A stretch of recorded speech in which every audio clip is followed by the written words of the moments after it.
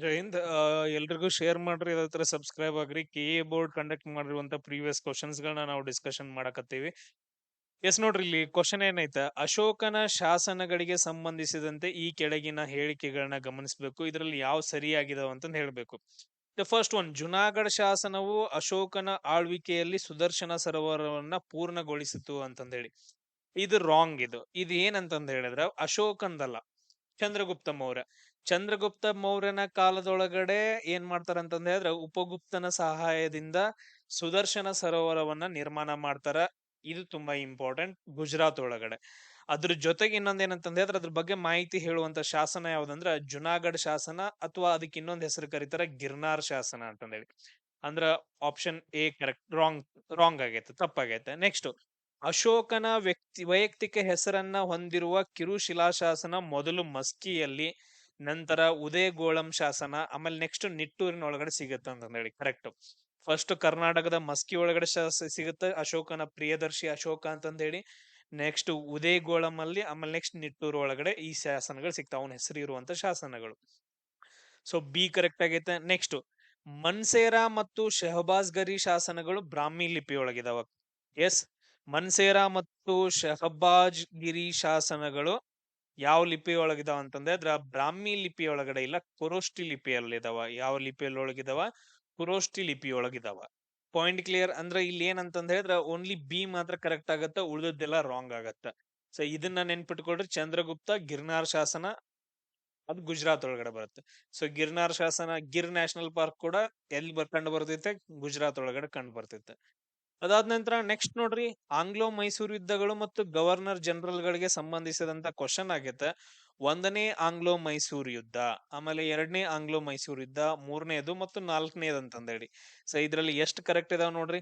ಒಂದನೇ ಆಂಗ್ಲೋ ಮೈಸೂರು ಯುದ್ಧ warn Hastings ಅಂತಂದ ಹೇಳಿ ಕೊಟ್ಟಿದ್ದಾರೆ. ಎಸ್, ಇಲ್ಲಿ ನೋಡ್ರಿ ವಾರ್ನ್ ಹೆಸ್ಟಿಂಗ್ ಬರಂಗಿಲ್ಲ. ಇಲ್ಲಿ ಯಾರು ಬರ್ತಾರ ಅಂತಂದ ಹೇಳಿದ್ರೆ ಲಾರ್ಡ್ ವೆರೆಲ್ಸ್ ಅಂತಂದ ಹೇಳಿ ಬರ್ತಾನ. ಅದಾದ ನಂತರ ಇನ್ನೊಬ್ರು ಯಾರು ಅಂತಂದ ಹೇಳಿದ್ರೆ ಬ್ರೋಚಿಯರ್ ಅಂತಂದ ಹೇಳಿ. ಬ್ರೋಚಿಯರ್ ಇವರು ಮದ್ರಾಸ್ನ ಗವರ್ನರ್ಸ್ ಗಳು. ಇವ್ರು ಏನ್ ಮಾಡ್ತಾರ ಅಂತಂದ್ರೆ ಒಂದನೇ ಆಂಗ್ಲೋ ಮೈಸೂರು ಯುದ್ಧವನ್ನ ಮಾಡ್ತಾರ. ಇದ್ರ ಒಪ್ಪಂದ ಏನಾಗತ್ತ ಅಂದ್ರ, ಯಾವ ಒಪ್ಪಂದ ಆಗತ್ತ ಇಲ್ಲಿ? ಮದ್ರಾಸ್ ಒಪ್ಪಂದ ಉಂಟಾಗತ್ತೆ ಇವ್ರ ನಡುವೆ, ಮದ್ರಾಸ್ ಒಪ್ಪಂದ. ಇದು ರಾಂಗ್ ಐತೆ. ನೆಕ್ಸ್ಟ್ ಎರಡನೇ ಆಂಗ್ಲೋ ಮೈಸೂರು ಯುದ್ಧದಲ್ಲಿ ಕಾರ್ನ್ ವಾಲಿಸ್ ಬರಂಗಿಲ್ಲ, ಅಲ್ಲಿ ವಾರ್ನ್ ಹೆಸ್ಟಿಂಗ್ ಬರ್ತಾನೆ. ಯಾರು ಬರ್ತಾರ ಅಂತಂದ್ರೆ ವಾರ್ನ್ ಹೆಸ್ಟಿಂಗ್ ಬರ್ತಾನ. ಇದು ಕೂಡ ರಾಂಗ್ ಐತೆ. ಇದ್ರದ್ದು ಒಪ್ಪಂದ ಯಾವ್ದಂದ್ರ ಮಂಗಳೂರು ಒಪ್ಪಂದ ಅಂತಂದ ಹೇಳ್ತೀವಿ. ಯಾವ ಒಪ್ಪಂದ? ಮಂಗಳೂರು ಒಪ್ಪಂದ.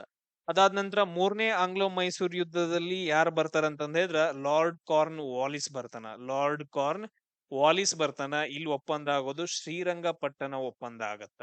ನೆಕ್ಸ್ಟ್ ನಾಲ್ಕನೇ ಆಂಗ್ಲೋ ಮೈಸೂರು ಯುದ್ಧ ಲಾರ್ಡ್ ವೆಲ್ಲೆಸ್ಲಿ ಇರ್ತಾನ. 1799ರಲ್ಲಿ ಹೈದರ್ ಅಲಿ ಮತ್ತು ಟಿಪ್ಪು ಸುಲ್ತಾನರದ್ದು ಆಳ್ವಿಕೆ ನಶಿಸಿ ಹೋಗಿ, ಅಂದ್ರೆ ಅದನ್ನೆಲ್ಲ ಸಪ್ರೆಸ್ ಮಾಡ್ತಾರೆ. ಸಪ್ರೆಸ್ ಮಾಡಿ ನೆಕ್ಸ್ಟ್ ಏನ್ ಮಾಡ್ತಾರೆ ಅಂದ್ರೆ ಮೈಸೂರು ಒಡೆಯರಿಗೆ ಸಹಾಯಕ ಸೈನ್ಯ ಪದ್ಧತಿಯನ್ನ ಒಪ್ಕೊಂಡು ಅವರಿಗೆ ಆಡಳಿತವನ್ನ ಹಸ್ತಾಂತರ ಮಾಡ್ತಾರ ಲಾರ್ಡ್ ವೆಲ್ಲೆಸ್ಲಿ. ಸೊ ಇದು ಒಂದು ಕರೆಕ್ಟ್ ಆಗೈತೆ. ಅಂದ್ರೆ ಇಲ್ಲಿ ಒಂದು ಮಾತ್ರ ಕರೆಕ್ಟ್, ಉಳಿದದ್ದೆಲ್ಲ ರಾಂಗು. ಸೊ ಅದಕ್ಕೆ ರಿಲೇಟೆಡ್ ಆಗಿರೋ ಥಿಂಗ್ಸ್ ಗಳನ್ನ ನೀವು ಪ್ರಾಪರ್ ಆಗಿ ಬರೆದಿಟ್ಕೊಡ್ರಿ. ಅದಾದ ನಂತರ ನೆಕ್ಸ್ಟ್ ಕ್ವಶನ್ ನೋಡ್ರಿ, ಚೋಳರ ದೇವಾಲಯಗಳಿಗೆ ಸಂಬಂಧಿಸಿದ್ದು ಐರಾವತೇಶ್ವರ ದೇವಾಲಯ, ದಾರಾಸುರಂ. ಇದನ್ನ ರಾಜರಾಜ ಚೋಳ, ಎರಡನೇ ರಾಜರಾಜ ಚೋಳ ಕಟ್ತಾನ. ಎಸ್, ಇದು ಕರೆಕ್ಟ್ ಆಗತ್ತೆ. ಎರಡನೇ ರಾಜರಾಜ ಚೋಳ ಕಟ್ತಾನ. ನೆಕ್ಸ್ಟ್ ಬೃಹದೀಶ್ವರ, ಗಂಗೈಕೊಂಡ ಚೋಳಪುರಂ ಅಲ್ಲಿ ಬೃಹದೀಶ್ವರ. ಇದನ್ನ ಒಂದನೇ ರಾಜರಾಜ ಚೋಳ ಕಟ್ಟತಾನ ಅಂತಂದ ಹೇಳಿ. ಎಸ್, ಯಾರು ಕಟ್ತಾರ? ಒಂದನೇ ರಾಜರಾಜ ಚೋಳ ಕಟ್ಟಂಗಿಲ್ಲ, ಒಂದನೇ ರಾಜೇಂದ್ರ ಚೋಳ ಕಟ್ತಾನ. ಯಾರು? ಒಂದನೇ ರಾಜೇಂದ್ರ ಚೋಳ ಅಥವಾ ರಾಜೇಂದ್ರ ಚೋಳ ಕಟ್ಟಿಸ್ತಾನ. ನೆಕ್ಸ್ಟ್ ಬೃಹದೀಶ್ವರ ತಾಂಜಾವೂರು, ಇದನ್ನ ಯಾರು ಕಟ್ಟಿಸ್ತಾರ ಅಂತಂದ ಹೇಳಿದ್ರ ರಾಜೇಂದ್ರ ಚೋಳ ಕಟ್ಟಿಸ್ತಾರ. ಇದು ಕರೆಕ್ಟ್ ಆಯ್ತು. ಸಾರಿ, ಇದನ್ನ ಯಾರು ಕಟ್ಟಿಸ್ತಾರ ಅಂತಂದ ಹೇಳಿದ್ರ ರಾಜ ಚೋಳ ಕಟ್ಟಿಸ್ತಾನ. ತಾಂಜಾವೂರಲ್ಲಿರೋದು ರಾಜ ಚೋಳ. ನೆನ್ಪಿಟ್ಕೊಳ್ರಿ. ಬೃಹದೀಶ್ವರ ದೇವಾಲಯ ಗಂಗೈಕೊಂಡ ಚೋಳಪುರಂ ಅಲ್ಲಿ ರಾಜೇಂದ್ರ ಚೋಳ ಕಟ್ಟಿಸ್ತಾನ, ಅವನ ಮಗ. ಅದಾದ ನಂತರ ಬೃಹದೀಶ್ವರ ತಾಂಜಾವೂರಲ್ಲಿರೋ ದೊಡ್ಡ ದೇವಾಲಯವನ್ನ ರಾಜ ಚೋಳ ಕಟ್ಟಿಸ್ತಾನ. ಅಲ್ಲಿ ಉಲ್ಟಾ ಕೊಟ್ಟಿದ್ದಾರೆ, ಪ್ರಾಪರ್ ಆಗಿ ನೆನ್ಪಿಟ್ಕೋಬೇಕು. ಇವೆರಡು ರಾಂಗ್ ಇದಾವ, ಓನ್ಲಿ ಒಂದು ಮಾತ್ರ ಕರೆಕ್ಟ್ ಆಗೈತೆ. ಸರಿ, ಒಂದಲ್ಲ ಎರಡು, ಇದು ಕೂಡ ಕರೆಕ್ಟ್ ಆಗೈತೆ. ಎರಡು ಮಾತ್ರ ಕರೆಕ್ಟ್ ಇಲ್ಲಿ. ಒಂದೇದು ಮತ್ತು ಸಿ, ಒಂದು ಮತ್ತು ಸಿ ಕರೆಕ್ಟ್ ಆಗಿ. ಒಂದು ಮತ್ತು ಸಿ ಕರೆಕ್ಟ್. ಇಲ್ಲ, ಒಂದು ಮಾತ್ರ ಸರಿ. ಇವೆಲ್ಲ ರಾಂಗ್ ಇದಾವ, ಒಂದೇದ್ ಮಾತ್ರ ಸರಿ. ಎಸ್, ಅದಾದ ನಂತರ ನೆಕ್ಸ್ಟ್ ನೋಡ್ರಿ, ಬಾಬರ್ ಈ ಕೆಳಗಿನ ಜೋಡಿಗಳನ್ನ ಗಮನಿಸಬೇಕು. ಬಾಬರ್ ತುಜಕ್ ಇ ಬಾಬರಿ ಅಂತಂದ್ ಹೇಳಿ, ಅಕ್ಬರ್ ಐನ್ ಇ ಅಕ್ಬರಿ ಅಂತಂದ್ ಹೇಳಿ, ಜಹಾಂಗೀರ್ ತುಜಕ್ ಇ ಜಹಾಂಗೀರಿ, ಶಹಜಾನ್ ಶಹಜಾನ ನಾಮ ಅಂತಂದ್ ಹೇಳಿ. ಇಲ್ಲಿ ಕೃತಿಗಳಿದಾವ, ಇದರಲ್ಲಿ ಯಾವ್ಯಾವ ಕರೆಕ್ಟ್ ಅಂತಂದ್ ಹೇಳಿ ನೋಡ್ರಿ. ಬಾಬರ್ ಇದ್ದವನ್ ಏನ್ ಮಾಡ್ತಾ ಅಂತಂದ್ರೆ ತುಜಕ್ ಇ ಬಾಬ್ರಿ ಆತ್ಮಚರಿತ್ರೆಗಳು ಕರೆಕ್ಟ್ ಆಗೈತೆ. ಅದಾದ ನಂತರ ನೆಕ್ಸ್ಟ್ ಅಕ್ಬರ್ ಜಹಾಂಗೀರ್ದ್ ಏನಂತಂದ್ರೆ ತುಜಕ್ ಇ ಜಹಾಂಗೀರಿ, ಇದು ಕೂಡ ಕರೆಕ್ಟ್ ಆಗೈತೆ. ಅದಾದ ನಂತರ ನೆಕ್ಸ್ಟ್ ಸೊ ಅಕ್ಬರ್ ಏನಂತಂದ್ ಹೇಳಿದ್ರೆ ಐನಿ ಅಕ್ಬರಿ ಅಂತಲ್ಲ, ಅಕ್ಬರ್ ನಾಮ ಅಂತಂದ್ ಹೇಳಿ ಬರುತ್ತ. ಅಕ್ಬರ್ ನಾಮ ಅಂತಂದ್ ಹೇಳಿ ಅದನ್ನ ಫಜಲ್ ಅಬುಲ್ ಫಜಲ್ ಬರೀತಾನ. ಅದಾದ ನಂತರ ಶಹಜಾನ್ ಶಹಜಾನ್ ನಾಮ ಅಂತಂದ್ ಹೇಳಿ ಬರಂಗಿಲ್ಲ, ಅದು ನೆನ್ಪಿಟ್ಕೊಳ್ರಿ, ಇದು ಬರಂಗಿಲ್ಲ. ಸೊ ಓನ್ಲಿ ಎ ಮತ್ತು ಸಿ ಮಾತ್ರ ಎರಡು ಕರೆಕ್ಟ್ ಆಗಿದಾವ, ಉಳಿದಿದ್ದು ರಾಂಗ್ ಇದಾವ. ಆಮೇಲೆ ನೆಕ್ಸ್ಟ್ ಕ್ವಶನ್ ನೋಡ್ರಿ, ಶಿವಾಜಿಯ ಅಷ್ಟಪ್ರಧಾನಕ್ಕೆ ಸಂಬಂಧಿಸಿದಂತಹ ಕ್ವಶನ್. ಅಷ್ಟಪ್ರಧಾನರು ಎಲ್ಲಿರ್ತಾರ ಅಂತಂದ ಹೇಳಿದ್ರೆ ಶಿವಾಜಿ ಮಹಾರಾಜರ ಕಾಲದಲ್ಲಿ ಇರ್ತಾರ. ಸೊ ಅದ್ರೊಳಗಡೆ ಕ್ವಶನ್ ಅನ್ನ ಕೇಳಿದಾರ. ಎಸ್, ಯಾವ್ಯಾವ ಸರಿ ಇದಾವ್ ನೋಡ್ರಿ. ಸರ್ ಈ ನೌಬತ್ ಅಂತಂದೇಳಿ ಇವ್ರನ್ನ ಸೇನಾಧಿಪತಿ ಅಂತಂದ್ ಹೇಳಿ ಕರಿತಾ ಇದ್ರು, ಇದು ಕರೆಕ್ಟ್ ಆಗೈತೆ. ನೆಕ್ಸ್ಟ್ ಪಂಡಿತ್ ರಾವ್ ಇವ್ರನ್ನ ಧಾರ್ಮಿಕ ಮುಖ್ಯಸ್ಥರ ಅಂತಂದ್ ಹೇಳಿ ಕರಿತಾ ಇದ್ರು. ಆಮೇಲೆ ನೆಕ್ಸ್ಟ್ ಅಮಾತ್ಯ ಅಂತಂದ್ ಹೇಳಿದ್ರೆ ಹಣಕಾಸು ಸಚಿವರು ಅಂತಂದೇಳಿ, ವಿದೇಶಾಂಗ ಸಚಿವರು ಇದಲ್ಲ. ಸೊ ಎ ಬಿ ಮತ್ತು ಸಿ ಕರೆಕ್ಟ್ ಆಗ್ತಾವ, ಇದ್ರಲ್ಲಿ 3 ಕರೆಕ್ಟ್ ಆಗ್ತಾವ. ಕ್ಲಿಯರ್? ಶಿವಾಜಿ ಅವರ ಕಾಲದಲ್ಲಿ. ಅದಾದ ನಂತರ ನೆಕ್ಸ್ಟ್ ನೋಡ್ರಿ, ಭಾರತದ ಸುಧಾರಣಾ ಚಳವಳಿಗೆ ಸಂಬಂಧಿಸಿದಂತ ಹೇಳಿಕೆ ಐತೆ. ಬ್ರಹ್ಮ ಸಮಾಜದಿಂದ ಪ್ರೇರಿತವಾದ ವೇದ ಸಮಾಜವನ್ನು 1864ರಲ್ಲಿ ಮದ್ರಾಸ್ ಒಳಗಡೆ ಸ್ಥಾಪನೆ ಮಾಡ್ಲಾಯ್ತು ಅಂತಂದೇಳಿ. ಎಸ್, ಇದು ಕರೆಕ್ಟ್ ಆಗೈತೆ. 1864ರಲ್ಲಿ ಮದ್ರಾಸ್ ಒಳಗಡೆ ವೇದ ಸಮಾಜವನ್ನ ಸ್ಥಾಪನೆ ಮಾಡ್ತಾರೆ, ಅದು ಬ್ರಹ್ಮ ಸಮಾಜದಿಂದ ಪ್ರೇರೇಪಿತ ಆಗೈತೆ. ಅದಾದ ನಂತರ ನೆಕ್ಸ್ಟ್ ನೋಡ್ರಿ, ಮೊಹಮ್ಮದ್ ಅಲಿ ಜಿನ್ನಾ ಅಲಿಗರ್ ಚಳವಳಿ ನಡೀತಂತಂದ ಹೇಳಿ, ಮೊಹಮ್ಮದ್ ಅಲಿ ಜಿನ್ನಾ ನೇತೃತ್ವದಲ್ಲಿ. ತಪ್ಪಿದು. ಅಲಿಗರ್ ಚಳವಳಿ ಯಾರ ನೇತೃತ್ವದಲ್ಲಿ ನಡೆಯುತ್ತೆ ಅಂತಂದ್ ಹೇಳಿದ್ರೆ ಸರ್ ಸೈಯದ್ ಅಹಮದ್ ಖಾನ್ ಅವ್ರದ್ದು. ಸರ್ ಸೈಯದ್ ಅಹಮದ್ ಖಾನ್ ಅವರ ನೇತೃತ್ವದಲ್ಲಿ ಅಲಿಗರ್ ಚಳವಳಿ ನಡೆಯುತ್ತೆ. ರಾಂಗ್ ಇದು.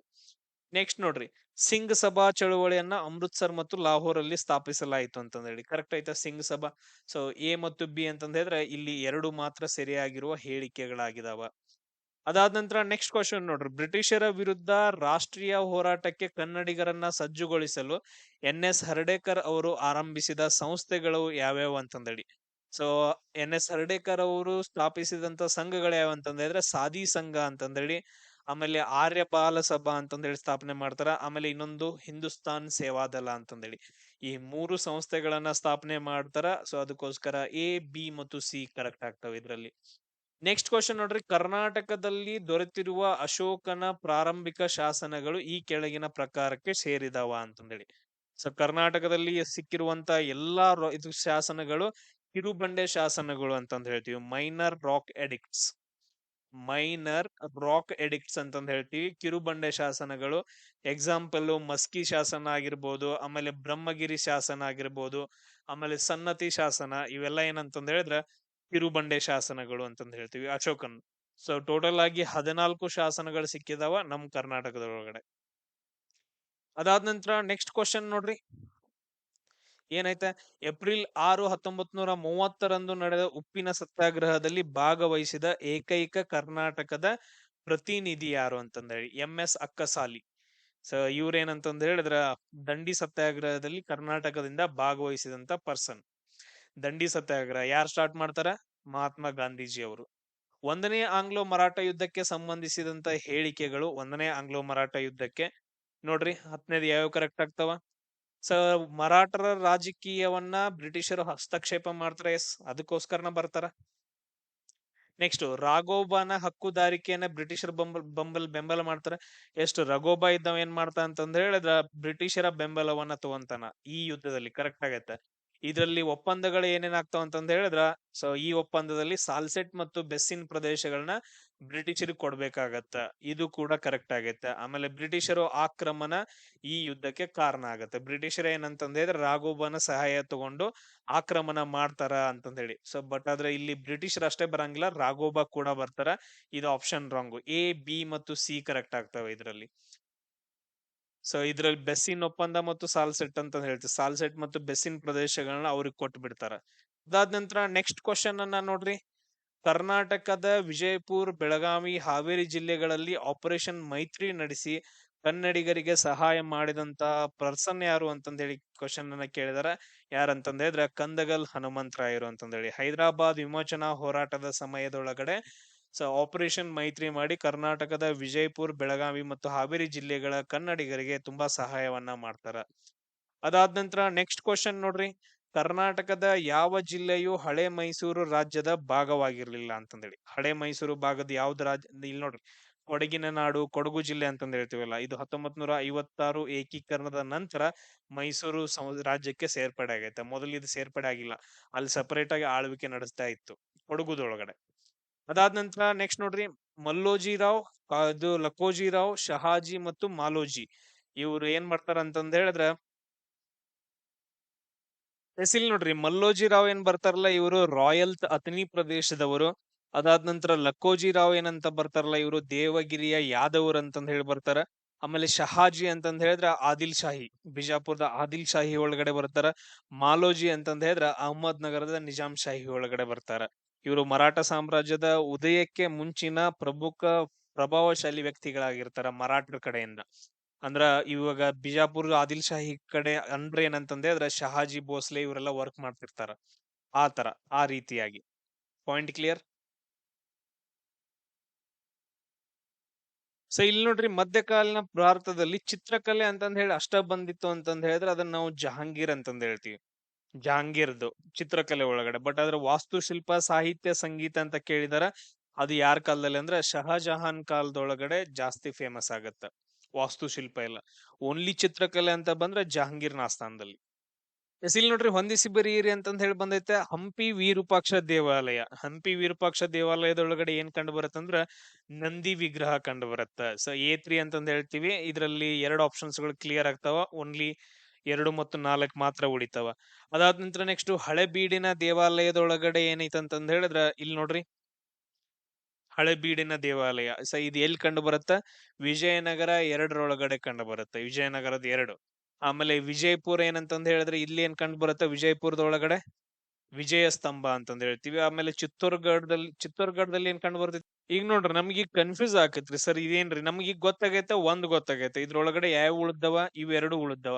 ನೋಡ್ರಿ, ಇಲ್ಲಿ D2 ಅಂತಂದೈತೆ, ಇಲ್ಲಿ D2 ಅಂತಂದೈತೆ. D2 ಅಂತಂದ್ ಹೇಳಿದ್ರೆ ಇದು ಚಿತ್ತೋರ್ಗಢದೊಳಗಡೆ ಏನ್ ಕಂಡು ಬರ್ತಾವ ಅಂದ್ರೆ ಉಚ್ಚಿನ ಮಹಲ್ ಕಂಡುಗಳು ಬರ್ತಾವ. ಅಲ್ಲಿ ಅರಮನೆಗಳು ಜಾಸ್ತಿ ಇದಾವ. ಓಕೆ, ಇನ್ನು ಒಂದೇ ಏನ್ ಉಳಿತಂದ್ರೆ ವಿಜಯಪುರ್ ವಿಜಯ ಸ್ತಂಭ ಅಂತಂದ್ ಹೇಳ್ತೀವಿ. ಈ ರೀತಿಯಾಗಿ ನೀವು ನೋಡ್ಕೊಡ್ರಿ. ಇದ್ರೊಳಗಡೆ ನಿಮಗ್ ಪರ್ಟಿಕ್ಯುಲರ್ ಆಗಿ ಕ್ವಶನ್ಸ್ ಗಳನ್ನ ಕೇಳಿಲ್ಲ. ಎಲ್ಲೆಲ್ಲೋ ಕ್ವಶನ್ಸ್ ಗಳನ್ನ ಕೇಳಿದಾನ. ಪ್ರೀವಿಯಸ್ ಕ್ವಶನ್ಸ್ ಗಳು ಇವೆಲ್ಲ ಬೇರೆ ಬೇರೆ ಎಕ್ಸಾಮ್ಸ್ ಗಳಲ್ಲಿ ಕೇಳಿರೋದು. ಅವುಗಳನ್ನೆಲ್ಲ ಕವರ್ ಮಾಡ್ಕೊಂಡಿದೀನಿ. ನೆಕ್ಸ್ಟ್ ನಾವು ಆಧುನಿಕ ಶಿಕ್ಷಣ ಪದ್ಧತಿಗೆ ಅಡಿಪೆಯ ಹಾಕಿದಂತಹ ಆಂಗ್ಲರ ವರ್ಷ ಯಾವುದು ಅಂತಂದ್ ಹೇಳಿ ಕ್ವಶನ್ ಅನ್ನ ಕೇಳಿದಾರ. ಸೊ ಯಾವಾಗ ಅಂತಂದ್ ಹೇಳಿದ್ರೆ ಮೆಕಾಲೆ ಅವರು ಏನ್ ಮಾಡ್ತಾರ ಅಂತಂದ್ ಹೇಳಿದ್ರೆ ಆಧುನಿಕ ಇಂಗ್ಲಿಷ್ ಶಿಕ್ಷಣ ಪದ್ಧತಿಗೆ ತುಂಬಾ ಹೆಲ್ಪ್ ಮಾಡ್ತಾರ. ಸೊ ಇದು ತುಂಬಾ ಇಂಪಾರ್ಟೆಂಟ್. ಲಾರ್ಡ್ ಮೆಕಾಲೆ 1833ರಿಂದ ಸ್ಟಾರ್ಟ್ ಆಗತ್ತೆ. ಇದು 1833 ಆಕ್ಟ್ ಇಂದ ಸ್ಟಾರ್ಟ್ ಆಗತ್ತೆ. ನೆನ್ಪಿಟ್ಕೊಡ್ರಿ. ಇದಾದ ನಂತರ ನೆಕ್ಸ್ಟ್ ಬರುವಂತಹ ಒಂದು ಚಾರ್ಲ್ಸ್ ವುಡ್ ವರದಿ ಅಂತಂದ್ ಹೇಳಿ ಬರುತ್ತೆ 1854ರಲ್ಲಿ. ಅದೇನ್ ಮಾಡತ್ತಂತಂದ್ ಹೇಳಿದ್ರೆ ಇಂಗ್ಲಿಷ್ ಶಿಕ್ಷಣ ಇವನ್ ಹಳ್ಳಿಗಳೊಳಗಡೆನೂ ಕೂಡ ಸ್ಪ್ರೆಡ್ ಆಗ್ಬೇಕು ಅಂತಂದ್ ಹೇಳಿ ಇದು ವರದಿ ಬರುತ್ತೆ. ಚಾರ್ಲ್ಸ್ ವುಡ್ ವರದಿ. ಮೇನ್ ಇಂಪಾರ್ಟೆಂಟ್ ಮೆಕಾಲೆ ವರದಿ ಅಂತಂದ್ ಹೇಳ್ತೀವಿ 1833 ಆಕ್ಟ್ ಅಡಿ ಒಳಗಡೆ. ಅದಾದ ನಂತರ ನೆಕ್ಸ್ಟ್ ನೋಡ್ರಿ, ಇದ್ರಲ್ಲಿ ತಪ್ಪಾದ ಜೋಡಿಯನ್ನ ಗುರುತಿಸ್ಬೇಕು. ಆ ಇಲ್ಲಿ ಏನೇನದಾವ್ ನೋಡ್ರಿ, ಫ್ರೆಂಚ್ ಗ್ರೂಪ್, ಪೋರ್ಚುಗೀಸರು, ಅಡ್ಮಿನರ್ ಗ್ರೂಪ್, ಆಮೇಲೆ ಲಿಸ್ಟನ್ ಗ್ರೂಪ್ ಅಂತಂದ್ ಹೇಳಿ. ಸೊ ಇದ್ರೊಳಗಡೆ ನಾನು ಡೈರೆಕ್ಟ್ ಆಗಿ ಆನ್ಸರ್ ಹೇಳ್ತೀನಿ ನೋಡ್ರಿ, ಬಿ ಮತ್ತು ಸಿ ಮಾತ್ರ. ಇದು ಈ ಕೆಳಗಿನ ಜೋಡಣೆಗಳಲ್ಲಿ ಸರಿಯಾದ ಉತ್ತರವನ್ನ ನೀವು ನೋಡ್ಕೋಬೇಕು. ಇವುಗಳ ತಪ್ಪಾದ ಜೋಡಣೆಯನ್ನ ಗುರುತಿಸಿ ಅಂತಂದ್ ಹೇಳಿದ್ರೆ ಬಿ ಮತ್ತು ಸಿ ಏನಂತಂದ್ ಹೇಳಿದ್ರೆ ಇವು ರಾಂಗ್ ಇದಾವ. ಇವು ಉಳಿದೆಲ್ಲ ಏನಂದ್ರೆ ಕರೆಕ್ಟ್ ಇದಾವ. ಲಿಸ್ಟನ್ ಗುಂಪ್ ಅಂತಂದ್ ಹೇಳಿದ್ರೆ ಲಾರ್ಡ್ ಮೆಕಾಲೆ, ಅದಾದ ನಂತರ ಫಾಲರ್ ಪ್ಲಾಂಟೂನ್ ಕಮಿಷನ್, ಆಮೇಲೆ ಅಡ್ಮಿನರ್ ಗ್ರೂಪ್ ಅಂತಂದ್ ಹೇಳಿದ್ರೆ ಅಲ್ಫಿನ್ಸ್ಟನ್, ಆಮೇಲೆ ಮೆಕಾಲೆ ಅಂತಂದ್ ಹೇಳಿ.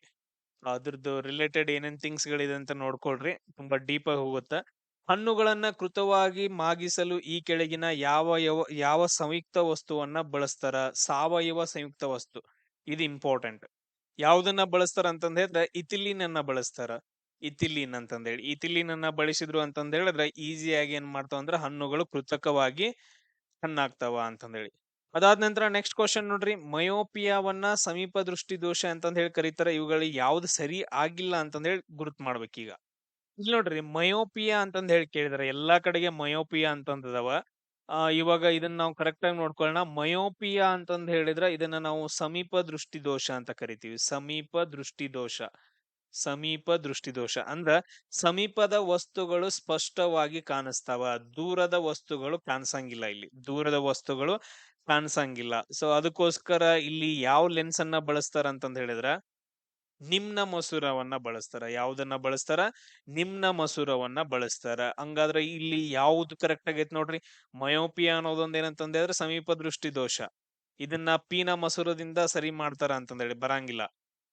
ಸೊ ಮಯೋಪಿಯಾ ಮತ್ತೆ ಸಮೀಪ ದೃಷ್ಟಿ ದೋಷ ಇದನ್ನ ನಿಮ್ನ ಮಸೂರದಿಂದ. ಆಪ್ಷನ್ ಸಿ ಏನಂತಂದ್ ಹೇಳಿದ್ರ ಇಲ್ಲಿ ಕರೆಕ್ಟ್ ಆಗೈತೆ. ಆಪ್ಷನ್ ಸಿ ಕರೆಕ್ಟ್ ಆಗೈತೆ. ಅದಾದ ನಂತರ ಉಳಿದದ್ದು ಏನಂತಂದ್ ಹೇಳಿದ್ರೆ ಎಲ್ಲಾ ರಾಂಗ್ ಇದಾವ. ಅಂದ್ರೆ ಇಲ್ಲಿ ಸರಿಯಾಗಿಲ್ಲ ಇವು ಎ ಬಿ ಡಿ ಗಳು ಸರಿಯಾಗಿಲ್ಲ. ಆಪ್ಷನ್ ಬಿ ಕರೆಕ್ಟ್ ಆಗತ್ತೆ. ಎ ಬಿ ಡಿ ಗಳು ಸರಿಯಾಗಿಲ್ಲ, ಸಿ ಮಾತ್ರ ಸರಿ ಐತೆ. ಮಯೋಪಿಯಾ ಅಂತಂದ್ ಹೇಳಿದ್ರೆ ಸಮೀಪ ದೃಷ್ಟಿ ದೋಷ, ಇದನ್ನ ಸರಿ ಮಾಡೋಕೆ ನಿಮ್ನ ಮಸೂರವನ್ನ ಬಳಸ್ತಾರ. ಅದಾದ ನಂತರ ನೆಕ್ಸ್ಟ್ ನೋಡ್ರಿ, ಇಲ್ಲಿ ನೋಡ್ರಿ ಕಾಮನ್ ಬಿಲ್ಲು ಉಂಟಾಗೋದು. ಇವಾಗ ಮಳಿ ಆಗತ್ತ, ಮಳಿ ಹನಿಗಳು ಕೆಳಗಡೆ ಬೀಳುವಾಗ ಸೂರ್ಯನ ಕಿರಣಗಳೇನಂತಂದ್ರೆ ಪಾಸ್ ಆಗ್ತಿರ್ತಾವ. ಆ ಟೈಮ್ ಒಳಗಡೆ ಸೂರ್ಯನ ಬೆಳಕಿನ ವಕ್ರೀಭವನ, ಸೂರ್ಯನ ಬೆಳಕಿನ ವಕ್ರೀಭವನ ಮತ್ತು ವರ್ಣ ವಿಭಜನೆ ಆಮೇಲೆ ಪ್ರತಿಫಲನ ಎಲ್ಲ ಆಗೋದ್ರಿಂದ, ಪ್ರತಿಫಲನ, ವಕ್ರೀಭವನ, ಅದಾದ ನಂತರ ನೆಕ್ಸ್ಟ್ ವರ್ಣ ವಿಭಜನೆ ಇವೆಲ್ಲ ಆಗೋದ್ರಿಂದ ಕಾಮನ್ ಬಿಲ್ ಉಂಟಾಗತ್ತೆ. ಕರೆಕ್ಟ್ ಆಗೈತೆ ಎ.